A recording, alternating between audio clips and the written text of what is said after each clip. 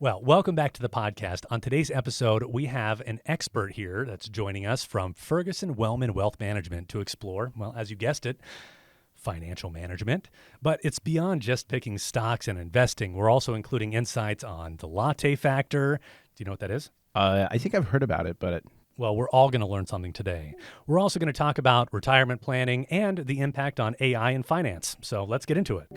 What's up, Eugene? You're listening to the Eugene Morning Hustle podcast, brought to you by the Eugene Area Chamber of Commerce. We're your hosts, Brandon Miller and Ivan Torres, and like us, we know you'd like to know what's going on in your city, socially, economically, civically, and culturally. From events to guest interviews and professional and personal development tips, each week we bring you stories of local business owners, advocates, leaders, and everyday Eugenians sharing how they've strengthened their roots to reach a little deeper in our community and how you can too. All right, so our guest today is Casia Chappell, Vice President of Wealth Planning and Portfolio Management at Ferguson Wellman. With a disciplined approach to understanding clients' goals, Casia provides top-tier financial and investment counsel to individuals and multi-generational families throughout the Northwest. Welcome to the show, Casia. Thank you. Thanks for having me. Well, we're excited to dive in here and learn a little bit more about what wealth management is, what financial advising is. Sometimes it feels like a little unattainable for some of us, and thinking that, well, maybe we have to be rich in order to work with somebody like you, or we'd like to, tear down some of the myths that are out there about that kind of stuff. Yeah. So real quick, what is a portfolio manager, a financial advisor? Yeah, great question. So, the terms are kind of somewhat interchangeable throughout the industry. And there's a lot of terms, portfolio manager, wealth manager, financial advisor, financial planner. And there's kind of some overlapping. And, it's funny, I started doing this 14 years ago, and I didn't plan on going into finance. So I had a lot of kind of preconceived notions actually myself about the industry and what the job was and what it meant and what you would do. I kind of thought it was picking stocks and then just investing people's money. And that's still certainly at the core of what we do. We're investment managers and we work on our clients' behalf in that regard, but it's so much more than that. It's really about, understanding people and learning about people and what your goals are and what your values are and what your investment objectives are. And then, putting money to work on their behalf and in pursuit of those goals and alignment with those values. So really it's about people. And it's, the numbers are a part of it, but certainly not the whole thing. how did you end up in this? It really wasn't the plan. I didn't study finance or economics. I actually studied political science and French literature. And I moved back home to Eugene after college to work in wine. And then I kind of pivoted and just fell into finance. But I'd always kind of had an interest in the economy and markets and investing and thought that was quite interesting. And so when it actually kind of presented itself as a career, I just, kind of dove right in. And so, my first job, I got my securities licenses, and then I got my CFP, my Certified Financial Planner designation, and I've done some kind of other education, and I just fell in love with it. Was there like a mentor or somebody that kind of helped you along the way? Because the big thing is like when somebody jumps into a career like that, It's usually not willy-nilly. It's usually like, well, I've been following this person for a while, or I know this person, or that sort of thing. I want to do something similar. It really wasn't that initially. I really did truly fall into it. My first job in finance, I got off of Craigslist. Oh, yeah. Yeah, as a receptionist. Is Craigslist still around? It is. It is. Is okay. it? Okay, good to know. Good to know. Yeah. And so it really wasn't a kind of a career path that I'd ever considered. One of my dad's good friends is a financial advisor. He's worked with my family for years, and so I kind of knew a little bit about it, but I didn't really know much. And so, I did talk with him kind of early on in my career of, what is this? What am I getting into? What do I need to learn? How do I be good at this? And then I've had amazing mentors along the way. I mean, people that I still work with who I look up to and share all sorts of experiences. And so I've been really fortunate in that regard. What would you recommend to somebody who wants to get into finance? Or somebody who hasn't maybe quite thought about it yet, but is like, well, I'm looking for a career change. Why would I choose finance? Again, that preconceived notion that it's about the numbers and you have to be like really into the markets and analyzing stocks and there's certainly that component of it, but because it really is so much more, particularly on the wealth management side, it's about people. And that's the part of my job that I really love is, I could work with 3 different clients who all have similar net worths, they're similar ages, and my conversations, my meetings, my relationships with them are going to be completely different. So it ends up being kind of endlessly fascinating if you're curious about people and like helping people, which I think I am. And so, it's a really rewarding career in that way. So I think, consider it. Go talk to someone. If you're interested in finance, reach out to me. I actually had coffee this morning with a U of O student who had an interest in finance and getting into wealth management. And I think, educating yourself and talking to people and learning about what it's like. And if you have the opportunity, shadow someone for a day, it's a really rewarding and fun career. When should somebody work with you? When should somebody seek out a wealth advisor, wealth management, that sort of thing? Yeah. People end up working with financial professionals for a number of different reasons. I think something that's often overlooked is, a lot of us have 401ks or 401as, retirement plans through our employers. And that's a really good place to start because a lot of those employer plans have resources available to you. Mm-hmm. If you have questions about, what investments should I choose, or is this the right allocation for me, or what should I be doing with these contributions? So I think that's a good place to start initially because most of the time it's a free resource. But other than that, it's finding someone that can help you understand and articulate your goals and your values when it comes to your finances. There's a lot of great people out there. I think what's important to know and to understand, and when you start working with someone, is there's 2 different kind of standards that we're held to within the industry. So there's the suitability standard and the fiduciary standard. And the suitability standard simply means that as a professional, if I'm giving advice under that standard, the advice, the recommendation that I'm making needs to be suitable for that person.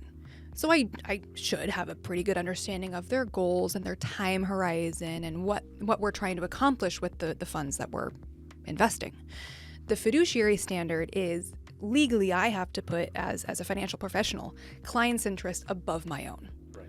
And so it's a little bit of a more stringent standard. So not to say that the suitability standard, you don't get great advice with that. You certainly do. With many, many people, there's a lot of people that operate under that standard that are giving great recommendations and advice. But I think it's important to understand, if I'm seeking advice and counsel for someone, what kind of standards are they operating under? And then furthermore, how is that person being compensated? You want to understand how that structure works. And there's all different types of compensation standards within the industry. Some people give advice on an hourly basis and you just pay that hourly fee. Some people, it's kind of maybe a year-long engagement. You pay a fee up front and that person's going to build you a financial plan, help you implement it. Some organizations operate under what's called an AUM model, or an assets under management, and they charge a fee based on the percentage of the assets they manage. Other compensation structures include commissions and fees and ongoing compensation from products and services. So I think that's a really important question to ask when you're seeking advice from someone is, what is the standard and how are you compensated? What's a good standard or a good compensation or something that I'm like, okay, this is the person that I want to choose? Yeah. So there's a couple of things. I mean, it's about understanding one, which standard, suitability or fiduciary, first off, understanding how they're compensated. And there's pros and cons to all of them. I mean, it's not necessarily saying that one's better than the other. But ultimately, because the relationship that you're going to have with that person, hopefully you're talking with you about your goals and your values. So it should be someone that you feel comfortable with, that has some good industry experience, that's been around, and has learned and has some credentialing, whether that's a CFP, a certified financial planner, whether that's a CFA, a chartered financial analyst. There's a number of different ways that people in this industry get experience and knowledge. So I think it's a little bit about fit too, and personality. Sure. So, like our listeners have a wide range of ages, right? Mm-hmm. So those that are listening, what advice do you have for somebody, let's say in their 20s, 30s, 40s, and beyond? What should they be looking at or considering? Because I know when I was in my 21 or something like that, I had a 401k. Yeah. I didn't know anything about it. I just kind of was like, yeah, I'll just do it. The match thing, I'll just do that. Yeah. I didn't know what I was doing really, but what advice do you have for those in those brackets of age groups? So I think early on when you're kind of young and starting to get invested, I mean, the most important thing is to get invested. I mean, it's to start saving and start investing. And they're two different things, right? Putting money into a 401k and taking advantage of that match is great, but then also investing those dollars and making sure that they're working on your behalf is an important step that surprisingly gets overlooked quite a bit. So it's not just making the contributions, but it's getting them invested and not trying to get too cute with it and chase the latest and greatest.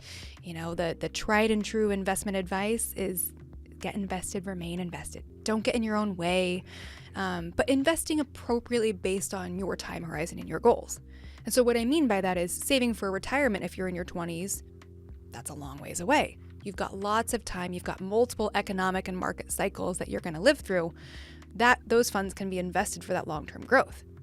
Now that could be different from saving for a house. That might happen in the next 5-10 years. That might look a little different. So the investments should probably be structured differently, depending appropriately on your time horizon and your goals. So I think when you're early, it's just getting invested, Getting in and staying in. Getting in, staying in, and it's hard, right? It takes years sometimes for you to really see the benefit of the compounding interest and the growth. Yep. But it's so important to get started early on. I think middle career, 30s and 40s, it's much more challenging because, a lot of people are starting families. You're balancing saving for retirement with maybe saving for your education, your kids' education costs. Some folks even have, parents that are living with them or they're helping to support their parents. So it's more about balancing your priorities, but having a plan and having a plan in place. And, the plan's going to change over time. But having a plan and being diligent about sticking to it.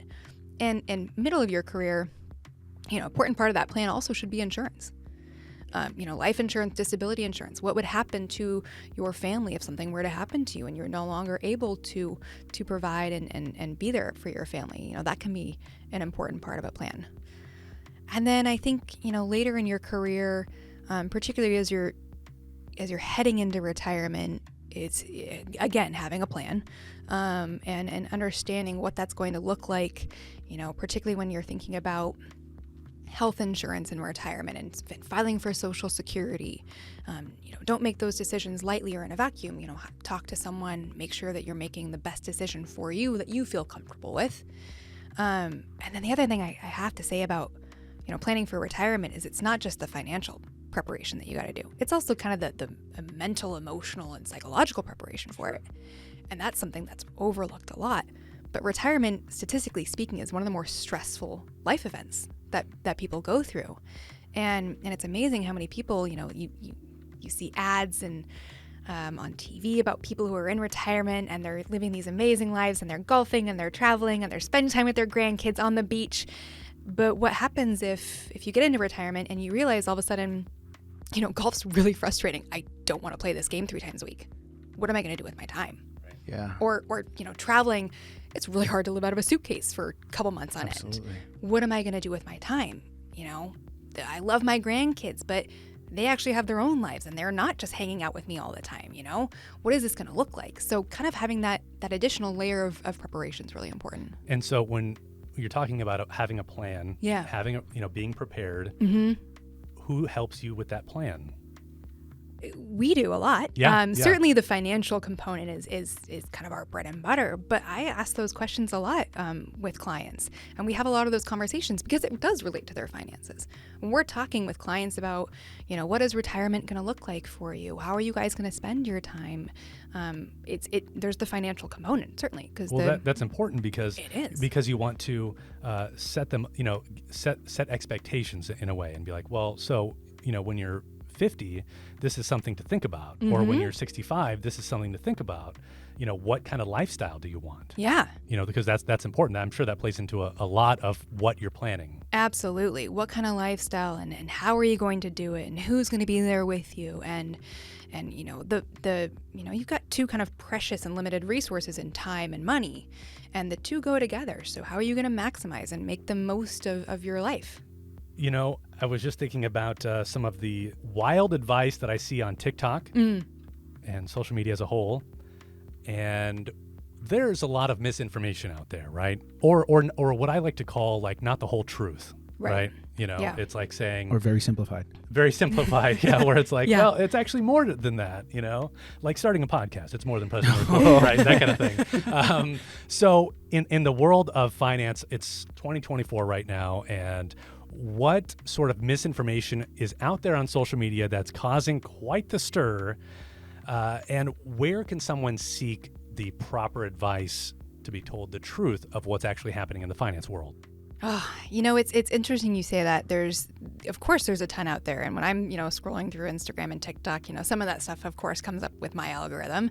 I think what I kind of think about a lot, what I come back to on that is, even if it's good information or it's good advice, is it good advice for me specifically? Or is it good advice for you? Because it could be great advice, but if it doesn't apply to you specifically, and if it's not consistent with what your goals are, your values, what you're trying to accomplish in your life, that's great advice, but not for you. So that's what's really what I come back to. What keeps me so interested in what I do is it's so unique. It's so tailored to every individual, every couple, every family. We also do work with institutions and foundations, but kind of my bread and butter is wealth management and is working with individuals and families. And so that's kind of what I keep coming back to. Now, there's tons of great information out there. I mean, some of it even does exist on TikTok and Instagram and on social media, absolutely. But if there's things that people are interested in, go to reputable sources. There's tons of stuff out there. I mean, our company, Ferguson Wellman, I've got amazingly brilliant colleagues. They do a weekly blog on the investment world, on the markets, what's happening. There's even a little kind of summary at the bottom if you don't want to read the whole thing, even though it's not that long. But there's a summary that's great.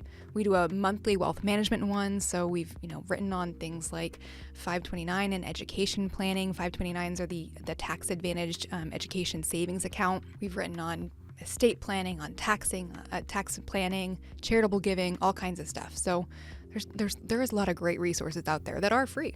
Yeah, no, and that's great. You're basically saying that the information that's shared on social media, some of it is good. Yeah. And it applies to people. Yes. But not everyone, because finances are very specific. So specific. Right. So telling, it's like saying, everyone should go start a business. Well, that's not true. Yeah. But maybe you want a little side hustle, or maybe you just want a hobby, right? Yeah. All of those things are kind of in that same playing field, but it doesn't mean that everybody needs to go out and do that specific thing. Exactly. Right? Yeah. I mean, the best advice should be tailored to you. And so, how is someone who's making a video that's going to be watched by 1 million people going to make really good advice and recommendations for you specifically? Right, because it's based on your lifestyle. It's based on your income. It's based on your saving. It's based on your financial literacy, your age, Absolutely, all that kind of stuff. Yeah. Right? Some of it should be based on geography. Right. Yeah. I might be, listening to something and they're talking about state level estate taxes. Well, Oregon's going to be different from another state.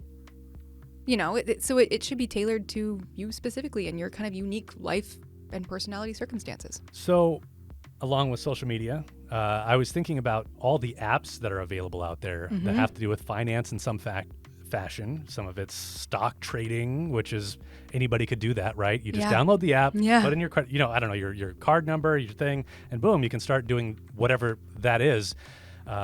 What's your advice for people doing stuff like that?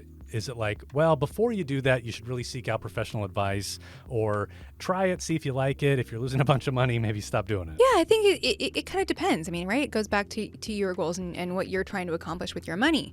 I mean, there's people that have a Robinhood account or one of these other kind of quick trading accounts, but it's a portion of their budget, of their portfolio that they view as more of speculative. This is kind of fun money, and I want to trade things, and I want to try this out, and that's great. If you're making kind of big decisions like that with the majority of your portfolio, maybe that's not as prudent of investment advice. So I think it kind of depends on what you're trying to accomplish. Right. Yeah. I was thinking about a lot of I was thinking about in my early 20s before we had those apps, that there were times where I was financially desperate. And if I had got onto one of those apps, I'd be like, okay, this is it. My paycheck finally got here. I'm throwing $100 in there, I'm and set. All I'll in. be able to make rent next month. Yeah. Right. I just got to find that one winner, and That I'm good to one go. winner, right? And it's in a way kind of like gambling, right? Because you don't know what you don't know. Yeah. Right. And so much of it is out of your control. I mean, that's investing in general, but it's about taking the appropriate levels of risk. How has crypto changed your industry? I don't know that it's changed the industry that I work in specifically too much. There's a lot of great things about cryptocurrencies and about new technologies like that. But because they are so new and to an extent quite unregulated and volatile, what my firm does and what we really specialize in is investing for the long term. And making sure that people are making good, prudent financial decisions to support their lifestyle and their goals. And crypto might play a part in that. But because it's newer and it's unregulated, it does feel a little bit more like speculation. And it doesn't feel like real money. Yeah. And that's not to say that people haven't made real money right, with absolutely. it. That's a real thing. But it's got a time and a place for sure. I keep coming back to social media only because it is a thing in our lives that has information. Yeah. Well, one of them is like you take some of those financial gurus and just billionaires out there that are giving advice on TikTok or Instagram or that sort of thing, saying, if you kids would just save that $5 from buying a coffee every day, you'd be rich.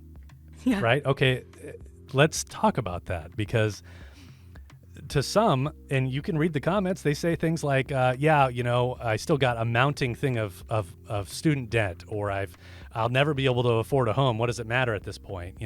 All those sort of like snowball effect of like the things that are happening in people's lives that are real, but maybe there's actually some truth to that. Yeah. No, Yeah. I'm a millennial, and I still Yeah. remember when it was like millennials aren't buying homes because they're spending too much money on avocado toast. Right. It's so flippant. But it is true that when you put some money away and you do it early, it can turn into really meaningful money later on. If you take $5 a week and you invest it, every single week, and it compounds at 7%, at the end of 30 years, you'll have about $26,000. That's not nothing. I mean, that's a meaningful pile of money, right? Yep. Now, a lot of people think, gosh, that's 30 years away. I'd rather just have the latte this week. Right. Or I'd rather, I've got student loans to think about. And it's about balancing your priorities and making trade-offs. And what my decisions are going to look like are going to be different from yours, which are going to be different from yours and every other person. But if you take that example and you, instead of 30 years, you do it for 35 years, that $26,000 actually turns into $39,000. So an extra $13,000 in the last 5 years. And that's the power of compounding interest. That's why it's so important to get started today. I mean, get started as soon as you can investing and putting money to work for you, because you're paying your future self.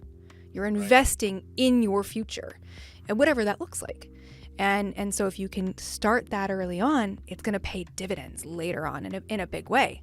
And then if you think about doing that in a Roth IRA, and a Roth IRA is what we call a tax-free bucket. And so it's after-tax money that you put in. So, $5 you've got sitting in your wallet or in Venmo or whatever it is, and you put it in that account. The funds are going to grow tax-free, but then down the road when you're in retirement, the withdrawals are also tax-free. So that $5 that you put in every single week that grows to $39,000 in 35 years, totally tax-free. I mean, that's meaningful. So I think, keeping that in mind when you're walking past a place that's got, really delicious looking lattes is, do I want this now or do I want to invest in my future self? And What tips do you have for delaying gratification like that? So I'm a really visual person. So I like having a visual. So there's even a chart that I think we'll share for those who are watching this that shows that power of compounding interest. And honestly, I find that motivating. Seeing what those dollars can look like in the future. The other thing I think of is it's important to have a plan. And, this is Tracktown USA. I grew up running on, Amazon Rexia's Trail and Freeze Trail, and I'm going to be back here later this month for the trials. And it's kind of like a marathon training plan. Not that I run marathons, I've done halves. But you've got this plan, and it's not always fun every day. It's not always pretty either. But if you kind of trust in that process and believe in the plan, it's going to turn into something really cool later on. Yeah. Well, I think that's really important because when you don't have a plan, it's very easy to just be like, well, the latte is only $5. Like, Right. I can do that and we'll make it back tomorrow, or when, so I think that's really important. Question about the IRAs that you were just talking about. Yeah. Roth, I love Roth IRAs, but do you think that a traditional IRA is still valuable? I mean, Absolutely. Yeah. Yeah. I mean, anytime you can put money away in a tax-advantaged vehicle like a traditional IRA or a Roth IRA is good. Now, which one is appropriate for which person at which point in their life, that's what's different. And so the Roth IRA is you put post-tax dollars into it, and then they grow tax-free. A traditional IRA is going to be pre-tax dollars that go into it. It grows tax-deferred, but withdrawals later on are going to be taxed as ordinary income to you. So if you're if you're early in your career, you're in your 20s, and you're in a lower tax bracket, getting a tax deduction for putting something into a traditional IRA may not be as meaningful for you. Using the Roth IRA, particularly because there are income limitations on a Roth IRA. If your income grows in excess of a certain threshold, the IRS doesn't let you put money into a Roth IRA. So a lot of times what we see is early in your career, you've got that opportunity. And then if your career progresses, your wages progress, your income goes higher, at some point you're capped out of that. Then you can switch to the traditional IRA because you're still eligible to do it. And because that tax deduction is going to be more meaningful when you're in a higher tax bracket. So they're both very valid, both great vehicles. Depends on what you're eligible for and what's right for you. And again, customized advice, different for every person. Right. Well, and you were talking earlier about your values and your lifestyle and everything like that. What is value-based investing? It's kind of a broad term, and there's a couple of different ways that people look at it. It could be investing for your values. So it could be putting money aside that you are going to give to charity in the long run, or investing for a kid or a grandchild's education. So it could be investing for your values, whatever those might be. It also could be something that is commonly called ESG, environment, social, and government investing. So investing along your values. So, an example of that is if the environment and our world is really important to me, I want to invest in companies that are producing green technologies, solar panels, wind farms, that type of thing. So we see a lot of that, and investing kind of aligning with your values and what you want to see, or maybe it's investing in a company that has a really good track record of good corporate activity, of promoting marginalized communities, of good hiring practices, of taking care of their workers, that kind of thing. So again, really unique to each person. What are some of the common mistakes that people are making when they're investing or saving? And we've talked about a couple of them. It's one of them is you mentioned that match that you had early on, and just going, I don't know what this is, but I want it. So I think understanding what benefits are available to you and making sure that you take advantage of them. So don't leave money on the table. If you've got a 401k that has a match, make sure you take advantage of that. And actually, there was something new that changed a few years ago. There was a legislative change, and it used to be that you were eligible for a match if you were making contributions into the 401k yourself or into the retirement plan.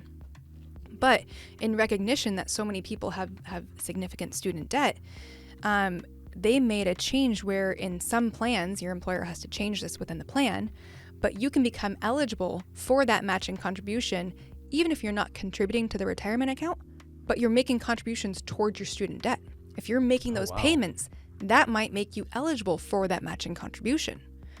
So it's, having conversations about, what are the benefits available to me and not leaving money or that money sounds or super opportunities. powerful. Something that people need to know about. Yeah, and not every employer offers that, but if your employer doesn't, it's worth having a conversation. Hey, can we take advantage of this? Can we make sure that our plan, that I'm eligible to participate if I'm doing, financially responsible things and paying off my student loans? Can I take advantage of this benefit? What a great thing for an employer to add just more value. Absolutely. Right? To your benefits. Yeah. Particularly when you're trying to attract and retain young talent early in your career. And that's a pain point, right? It is. So it's that sounds like a very great thing to have as a benefit, at a company. Can be super powerful, because that way, as a young employee, you're not having to sacrifice and delaying preparing and saving for your own retirement because you're still working on those student debt. Right. You can still make those payments and take advantage of getting some funds growing for you in a tax advantaged account. Yeah, you talked earlier about getting out of your own way, sort of, and not making some of these mistakes that you don't need to make. Right. Right. This sounds like something where it's like, this is like going to help you down the road, so then you're not in your way. What a great tool. Yeah, that's a big one.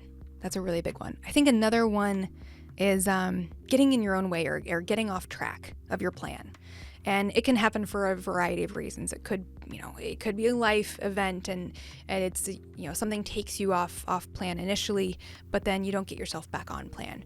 Or it could be that, something that happened a lot in 2008, 2009 when we experienced the Great Recession. There were folks that it was a really scary time. And portfolio values went down and people got really nervous and they got out of the markets. They sold. And I'm not talking about people that had to sell investments because they needed living expenses, but people who still had a really long time horizon. They didn't need those funds, but it was really scary and they panicked. They made an emotional decision. And it's only natural, right? It's a very natural response to experience pain and be scared and want that to stop. But those people, a lot of them waited until the market had started correcting again before they got back in. And the result is something that a mentor of mine used to call permanent portfolio damage. Your portfolio doesn't recover from something like that, or it takes a long time. And so I think having that plan and making decisions based on the plan rather than emotions. And that's super important too, because money can feel emotional, right? Oh, I mean, absolutely. So, yeah. When something bad happens, it's like it physically and emotionally hurts. Oh, absolutely. I mean, losing sleep over it has an impact, and a big one. I mean, people got really scared, and that's only natural.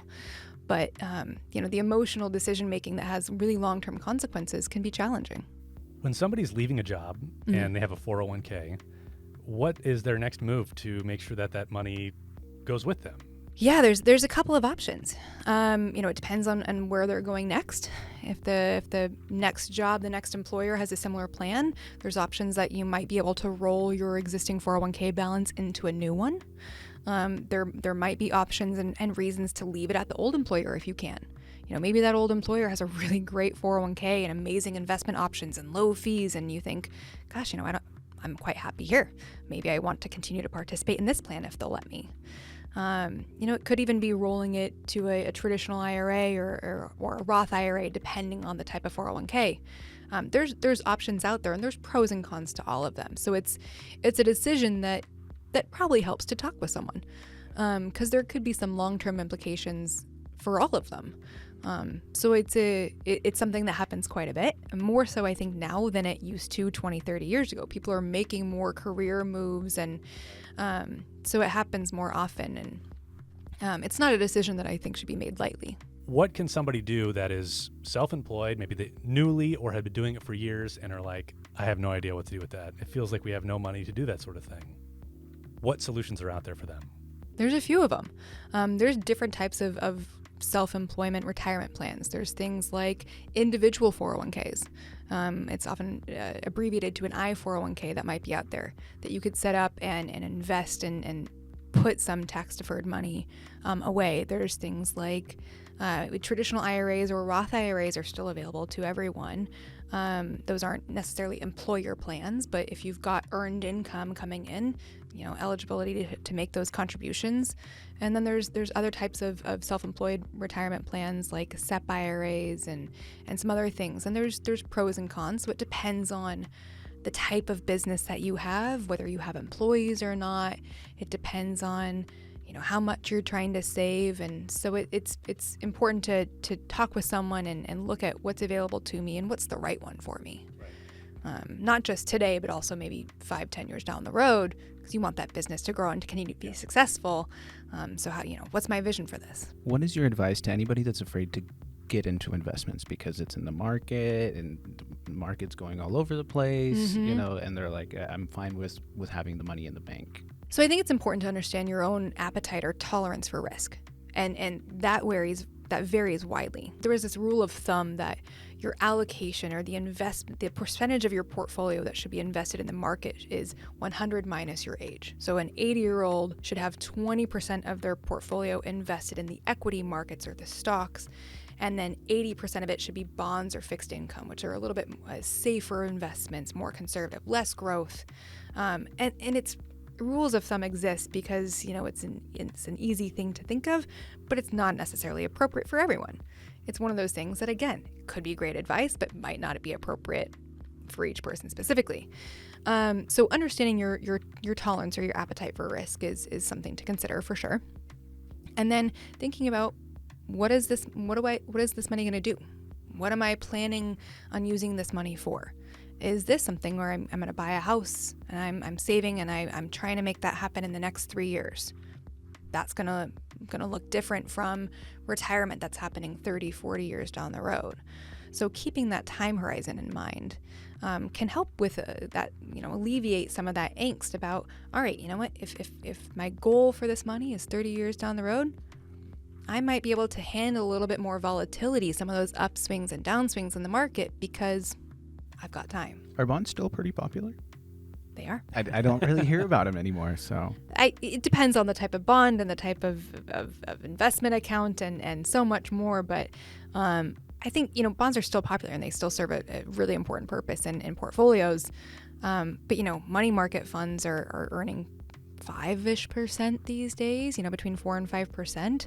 And a lot of people look at that and, you know, we haven't seen those numbers in my career yet, doing this for 14 years. And that's, I mean, the novelty of that alone is kind of interesting. You know, one of the big themes of this episode is having a plan. Yes. Right? Mm-hmm. That's like the thing we always come back to is the plan. The plan. Right? So when we talk about the future, right, it's, you know, an election year, you know, there's things happening in the housing market. There's so many like uncertainties. What plan can we start to look at for the future? Yeah. You know, it depends again on who you are and what you're trying to accomplish. But the one thing that I think is a consistent part of most people's plans is to focus on the things that they can control. You know, elections happen every 2 years.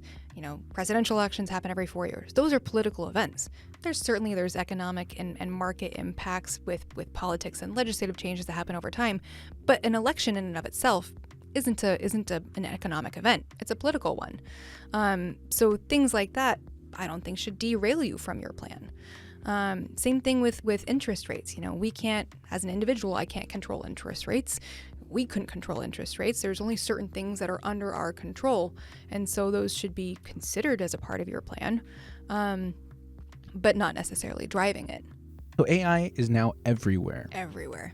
How has that impacted or changed the industry as far as investing, creating plans, picking stocks? Yeah. It's changed things in a few ways, and I think we've really only scratched the surface. I think it's going to be a really, really powerful change over the next, 5-10 years and probably beyond. But I think initially it's making us more efficient. There's things that we can do now, thinking of building presentations or taking meeting notes that we can use, and we can leverage AI tools to just add efficiency. And that also changes how people are investing. People who have an interest in AI and they want to think about investing in it, there's kind of two ways. There's the AI innovators. You think about Microsoft, NVIDIA, these companies that are actively working in that space that you can invest in and be a part of that movement. But then there's also the AI adopters, companies, sectors, technologies that are looking at AI and saying, how can we increase our efficiency? How can this change what we're doing and make us better? And investing in those companies that are kind of those early adopters and that are increasing their bottom line and providing better services or better goods because they're leveraging AI.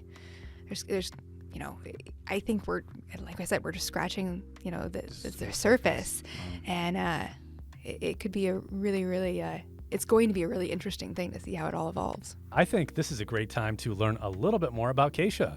Sure. What's your story? Like, okay, finance world aside, who are you? What do you like to do? What's your thing? Yeah. So I grew up in Eugene and grew up a part of the French immersion program. I left and went to school at the University of Puget Sound in Tacoma. And then, I moved back here to work in wine. I was supposed to be back here for about 3-4 months for a harvest season.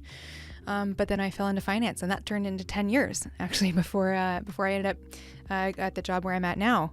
And so my path, I think, is a somewhat untraditional one, but I don't think that's uncommon. Right. No one ever really has an idea of exactly what their career is going to look like in that trajectory. And I don't know many people that works out in the exact linear way that they thought it was going to. But it's been a really fun one. Nice. Yeah, I think it's rare, I suppose, that somebody's like, as a kid, they wanted to do this, and then they decided to do that thing, and they were that thing their whole life, right? Yeah. Absolutely. We're also multifaceted and things change often, just like the finance world. Totally. Absolutely. And I think what's cool about it is, I fell into something that I really love, that I've got such a passion for. It's opened up really incredible opportunities for me. But like anyone, the career doesn't define you. It's what I do, certainly, and it's a part of who I am, but it's certainly not the entire thing. Can we talk about that for just a second? I think that's a great message, is that I think a lot of people, and myself included, was affected by this, where your career ends up being your identity, where when somebody asks who you are and you say, well, I'm this. And it's like, and it can be devastating when you leave that career and you're like, well, I was this for so long and I don't even know who I am anymore. Yeah, it can be destabilizing. How do you keep that separate from your career and the thing that you do versus who you are? It's hard when you love what you do because, it's kind of easy to become a workaholic. But I have a lot of other interests. I mean, I grew up in such a cool place. I mean, Eugene's such an amazing place to grow up. I mean, you think about all the different activities and resources and things that you've got access to here. So I grew up, fly fishing on the Mackenzie and skiing at Willamette Pass, and then, doing coast trips with my family and going to duck football games and basketball games and Eugene Emeralds, which I'm so devastated are going to be leaving. That was a huge part of my summers as a kid. So I've continued to have a variety of interests as an adult. I've got a lot of hobbies, which means I've got a very, very full garage. Skis and fly rods and camping gear and wine and a piano and all sorts of things. And it's helpful to force yourself to get out of the office or away from the laptop and go meet people and do different things and try new restaurants. And I don't know. I think that drives me a lot. I think that's great, and I think that is a fantastic message for our listeners, to be like, find a way to add a little bit more to your life. That a hobby, some sort of interest that keeps that separate. Yeah. And they can overlap. I mean, of course they can. Some of my best friends are people that I work with, and I'm so lucky to work with really amazing people. We have a lot of fun together. I mean, we work hard, but we've got a really great group, and so I end up doing a lot of that stuff with colleagues too. But a lot of us spend time out of the office doing other things as well, and I think it's important to have that balance, whatever the appropriate balance looks like for you, and it's important to maintain that. Alrighty, everybody. So we're to that part of the show where we get to know our guests a little bit better. So are you ready? Sure, let's go. All right. When you're not working, what do you like to do? A few things. Golf, ski, play tennis, run, travel, read. Got a dog. That keeps you busy? Absolutely. Yeah. What was the first career that you dreamed of as a kid? Lawyer. Mm-hmm. Environmental lawyer. Wow. Okay. Yeah. So are you doing anything with that now in any capacity, or just? No, I'm really not. I think when I was in like 7th grade, I had read a book. I can't remember what book it was off the top of my head, but it was about environmental law work and protecting the environment, causes that are near and dear to my heart. And I thought, this is really cool. I thought that I would go to law school, but it just didn't end up happening that way. And I fell into finance and I love it. So that's what I'm doing. Thinking back, what was your first memory of spending money? Probably, oh my gosh, this is a deep cut. Probably going to Eugene Toy and Hobby with my family, my wow. brothers. Yeah. It's still here. Yeah, with my brothers and my parents. And my name is obviously unique. And I remember trying to find one of those like license plates that had your name on it. You know, they had the kind of rotating things with everyone's names. And to this day, I've not found one with my name on it. But I feel you. Yeah. My first name is Jorge, and I could never find anything. So then I started going by my middle name, Ivan, and now I can find things. Yeah. Yeah. I literally had to change my name. Yeah, and I'm sorry, I have such a generic name. So Brandon, there's like a million of those. I can find a keychain anywhere. You really can't commiserate with us on this one. I know, I can't. I feel like, I know the feeling. I don't know how to relate. What's one thing that surprises people about you? Maybe that I speak French. Oh, that's cool. Yeah, I Yeah. grew up in the French immersion program here in 4J School District. Went to Fox Hollow, which is now Charlemagne, and I kept it up in college. And I don't speak nearly as well as I used to, but I can still get through. So Have you been to France? I have. Oh, you have? I have. Yeah, a few times. I studied abroad in college, in Burgundy, and I actually went back to France for the first time in a while last year. Did a few days in Paris, and the French comes back, not all of it, but it came back pretty quickly. So, what was your last impulse buy? Honestly, probably a plane ticket to Portugal. Whoa. Yeah, I have some flight alerts set up. I love to travel, and so I got alert about a cheap flight. This was a few months back, and I ended up going to Portugal in April and went for about 6 days, and had an amazing time. What's the best advice you've ever been given? Ask questions. Ask questions. I mean, it kind of applies to anything, right? Whether it's professional, personal, just ask questions. You never know who you're going to meet and what you're going to learn. And I think that's held true in a lot of different realms, particularly when I travel. I've met amazing people that I've kept in touch with, and all just because, we happen to go on the same tour, end up at the same restaurant, or, sit next to each other at a bar and just, hey, how's your day going? What are you doing? And ask questions. Be curious. Curious. Yeah. Curiosity. Yeah, Yeah. That's fantastic. Yeah. That is a huge quality that people should live their lives being ever curious. Yeah. Yeah. That's cool. So, what book or podcast are you into right now? I'm actually reading Frankenstein right Whoa. now. The Nice. Mary Shelley. It's a book that I picked up in Portugal, actually, when I was there. And I'd never read it. And it's kind of, the OG sci-fi gothic piece of literature. And I just thought, this is cool. Mary Shelley wrote it when she was 18 years old because of a nightmare that she had. That's what inspired that book. And I didn't know that. yeah, it's That's kind of a crazy. wild thing. So I'm not very far into it Crazy yet. nightmare. It's actually in my bag. So, so yeah, that's what I've been reading, listening to, obviously, Eugene Morning Hustle. Oh, right. Been listening Shout to out that. to those guys. Shout out. And shout out to another local and kind of local podcast. Oh, nice. I don't know if I can say this on here, but Small Town Dicks. No, I haven't heard it, but You haven't heard no, this? no.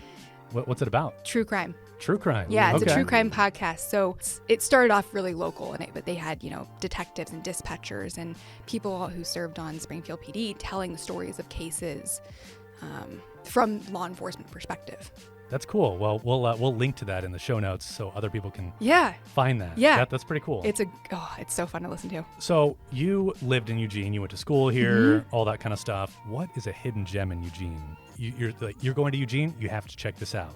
I mean, because of where we are right now, Bierstein's a couple blocks away. I just drove by it and I thought, I haven't had that Mona Lisa panini, and it's been too long. It's been a minute.